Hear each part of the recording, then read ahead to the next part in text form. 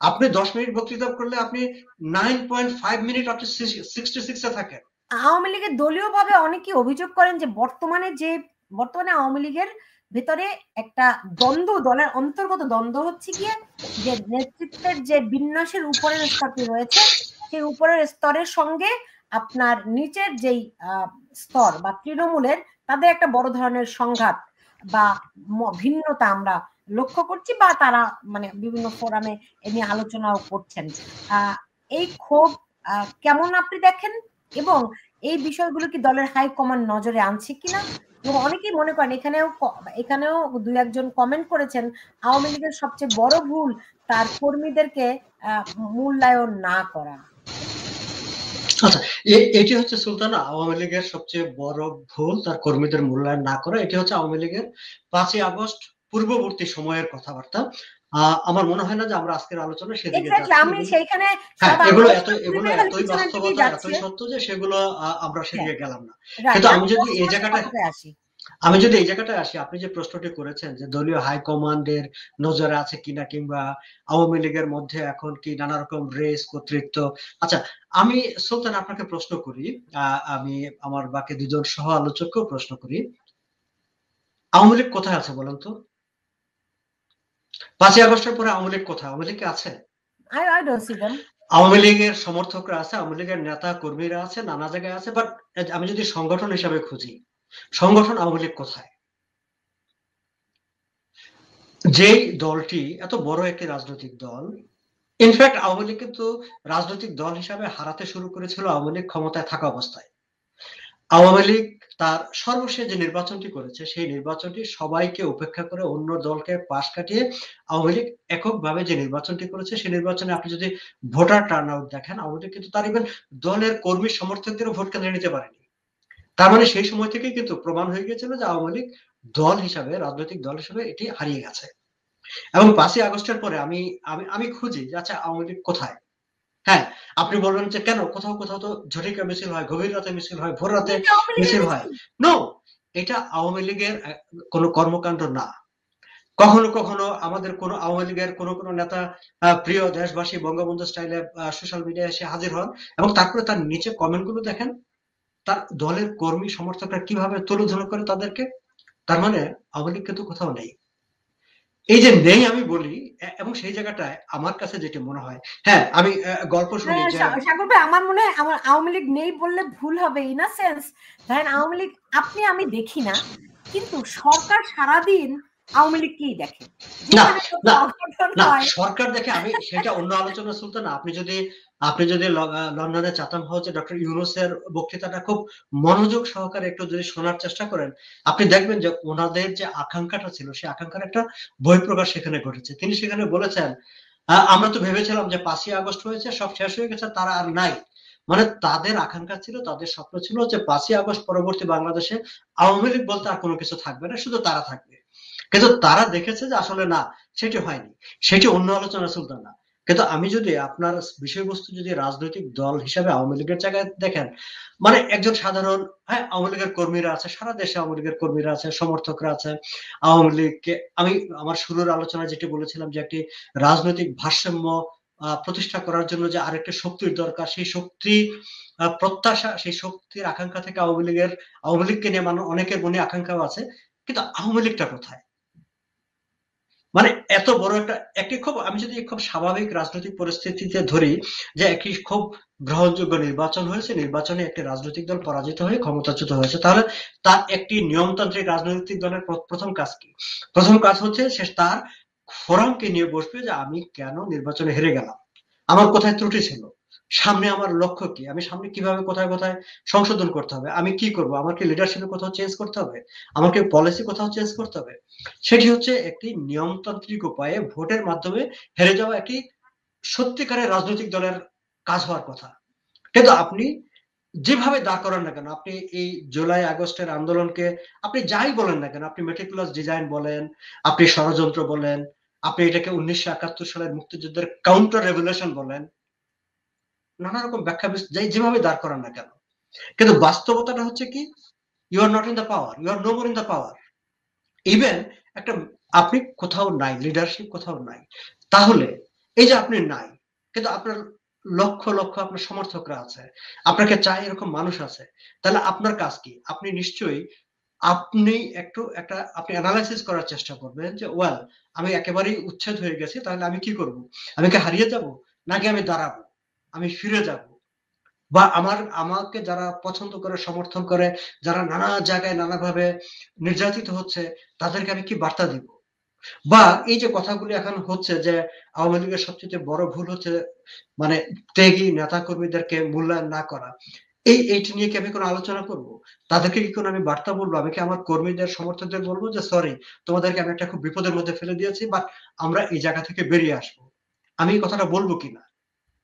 আমি যদি দলকে যারা দলের নেতা কর্মী তারা যদি দলকে অভিভাবক মনে করে, তারা কিন্তু এটা এক্সপেক্ট করতে পারে। এবং একজন ভালো অভিভাবক হিসেবে আওয়ামী লীগ লিডারশিপে তাদের কিন্তু এটা একটা নৈতিক দায়িত্ব তার কর্মী সমর্থকদেরকে এই বার্তাটা দেওয়া যে ওকে ফাইন, তোমরা একটা ক্রাইসিসে পড়েছো, আমরা একটা প্রবলেমের মধ্যে পড়েছিলাম, লেট আস ট্রাই টুগেদার। কিংবা নিজেদের ভুল শুদ্ধ যাই বলি না কেন, যদি কোনো ভুল না হয়ে থাকে সেটিও একটা সবাই মিলে আলাপ আলোচনা করে একটা কনক্লুশনে আসা, হ্যাঁ আমরা আলোচনা করে দেখেছি, আমাদের কোনো ভুল ছিল না, আমরা সঠিক ছিলাম, আমরা সঠিক আছি। লেট পিপল নো, অন্য পিপলকে জানতে দাও বা না দাও, আপনার যারা সমর্থক, আপনার যারা কর্মী, আপনার সঙ্গে যারা বছরের পর বছর ছিল, আপনি তাদেরকে তো জানতে দিবেন। বা এখন আপনি সেটি তো দিচ্ছেন না। এখন আমি যদি বলি যে আচ্ছা, এত বড় একটা রাজনৈতিক দল, আপনি এই যে বললাম কখনো অমুক কখনো তমুক, এই যে যারা কথা বলে এদেরকে নিয়ে আবার নানা রকম সুলতানা, খুবই নানা রকম কথাবার্তা শোনা যায় কি যে কেউ একজন সাধারণ সম্পাদক হতে চান, তিনি হতে চান বলে তিনি তার মতো করে বক্তব্য রাখতে শুরু করলেন। আরেকজন মনে করলেন ও আমি তো পিছিয়ে পড়লাম, তিনি আবার বক্তব্য রাখতে শুরু করলেন। ওবায়দুল কাদের মনে করলেন ও আমার সেক্রেটারিশিপ চলে যাচ্ছে, তিনি আবার সামনে চলে আসলেন।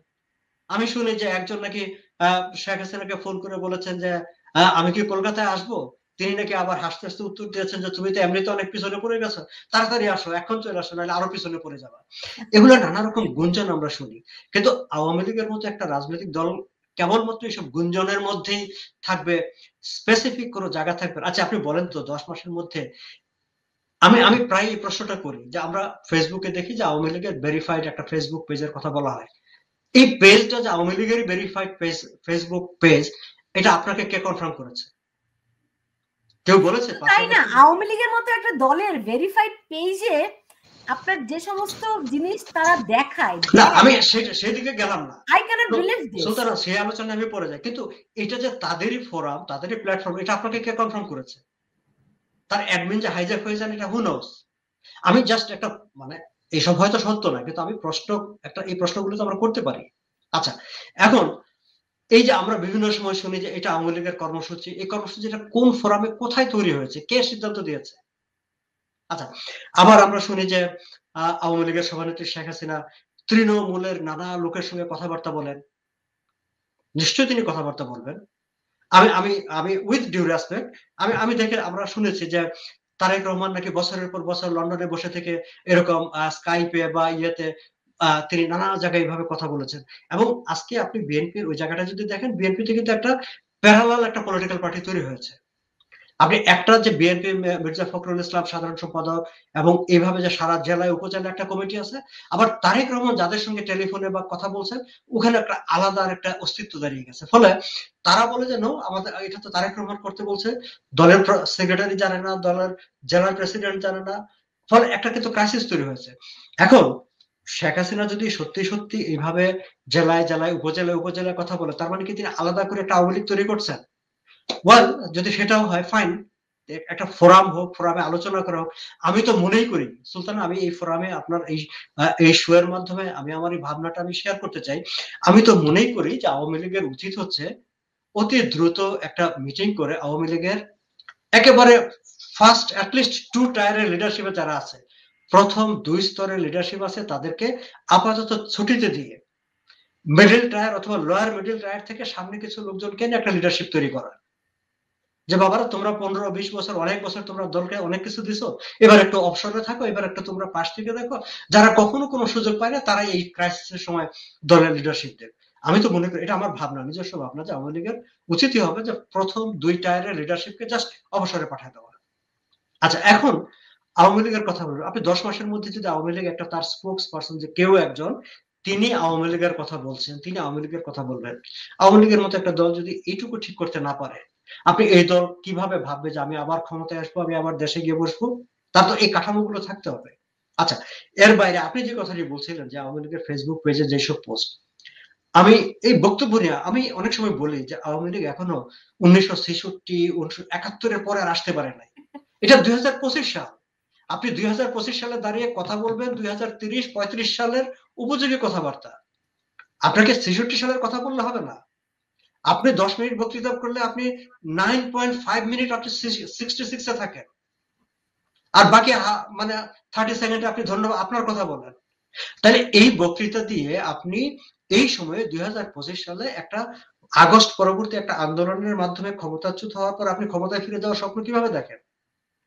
আমি তো মনে করি যে আওয়ামী লীগ যেসব পোস্ট মানে ফেসবুকে যেসব পোস্ট করে বা তার যে প্রেস রিলিজ, সেই প্রেস রিলিজটা কাটছাট করে 5 লাইন 6 লাইনের প্রেস রিলিজে আসা উচিত। আমি তো এটাও মনে করি যে আওয়ামী লীগের শেখ হাসিনার নামের আগে যে দীর্ঘ বিশেষণ দেয়, সে বিশেষণ ছেড়ে ফেলা উচিত। এখন এত বিশেষণের দরকার নাই। শেখ হাসিনা এটুকুই তো যথেষ্ট তার নামের জন্য, তার পরিচয়ের জন্য। আর কিছু লাগে না। তো 3 মিনিট এই লাগে তার জায়গাগুলো বিশেষণ দিতে। আপনি এত কিছুর তো দরকার হয় না। আপনার দরকার হচ্ছে যে আপনাকে বুঝতে হবে যে এখনকার মানুষ, এখনকার প্রজন্ম, সামনের প্রজন্ম, তাদের ভাবনাটাকে আপনি সেই ভাবনাটার সঙ্গে যদি কমিউনিকেট করতে না পারেন, সেই ভাবনাটা যদি আপনি আত্মস্থ না করতে পারেন, তাহলে আপনি আওয়ামী লীগে কোথায় খুঁজবেন? এবং এই আওয়ামী লীগ আপনি ক্ষমতায় আসবে, ভবিষ্যতে আবার দেশের নেতৃত্ব দেবে, সেই স্বপ্ন আপনি কিভাবে দেখেন? আমি এখানে থামতে আমি চাই। বুঝতে পারছি। না, আপনি একটু স্বজনে হারানোর বেদনাটাও বলেন তাহলে।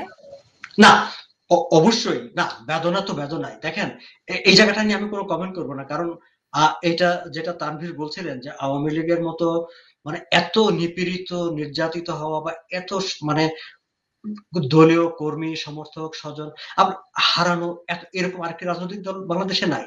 আমি সেটার প্রতি আমার শ্রদ্ধা আছে, সহানুভূতি আছে। কিন্তু কেবল ওই জায়গায় যদি আপনি দাঁড়িয়ে থাকেন, কেবল ওটি নিয়ে যদি আপনি জনগণের সামনে দাঁড়াতে চান, তাহলে হবে না।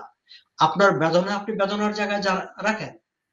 আমার তো মনে পড়ে যে আমরা যখন বিশ্ববিদ্যালয়ে পড়ি, যে আমরা হঠাৎ করে যখন এই স্লোগানটা দেখেছিলাম যে শোকটাকে আমরা শক্তিতে রূপান্তরিত করতে চাই। শোক আর শোক না, এটা শক্তি। তো ফাইন। যখন আমরা দেখেছি যে আওয়ামী লীগ এই স্লোগান দিচ্ছে, তখন আমাদের মনে হয়েছে ও, তাহলে দলটার মধ্যে একটু পরিবর্তন হচ্ছে। আপনি পরিবর্তন হন, আপনার শোক আছে, বেদনা আছে, সেই বেদনাটাকে আপনি মানুষের কাছে ছড়িয়ে দেন, দ্যাটস ওকে। কিন্তু আপনি মানুষের ভাবনাটাকে আপনার মধ্যে নিয়ে সেই ভাবনাটাকে মানুষের সামনে তুলে ধরেন। সুলতান, আমি তো এটা বলতে চাই।